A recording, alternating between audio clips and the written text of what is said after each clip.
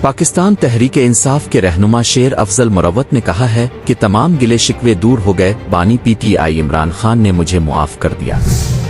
Adiala jail کے باہر media سے گفتگو کرتے ہوئے شیر افضل مروت کا کہنا تھا کہ آج تقریباً 3 ماہ بعد بانی پی ٹی آئی سے ملاقات ہوئی، میں نے آگے ہاتھ بڑھایا تو عمران خان نے مجھے گلے سے لگایا۔ بانی پی ٹی آئی نے تنقید کے طور پر کہا کہ اب کیوں نہیں آتے تھے؟ انہوں نے کہا کہ میں نے آج تمام اختلافات ختم کر دیے ہیں، میری طرف سے معافی ہے، میرے لیے مشکلات پیدا نہ کی جائیں۔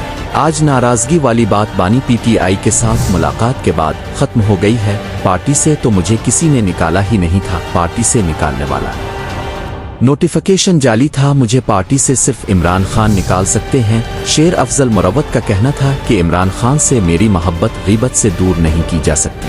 بانی پی ٹی آئی نے جو آج عزت اور پیار دیا وہ میرے لیے عمر بھر کا اثاثہ ہے۔ انہوں نے کہا کہ بیرسٹر گوہر کو بانی پی ٹی آئی نے پارٹی مسائل پر واضح ہدایات دی ہے۔ عمران خان نے واضح پیغام دیا ہے، کوئی اختلافات منظور نہیں، سب کو بٹھائیں، میں لندن میں 21 دن رہا ہوں، واپس آئے 1 ماہ ہو گیا ہے، میں سپریم کورٹ کا وکیل پاکستان کا شہری ہوں، کوئی مجھے کیوں روکے گا؟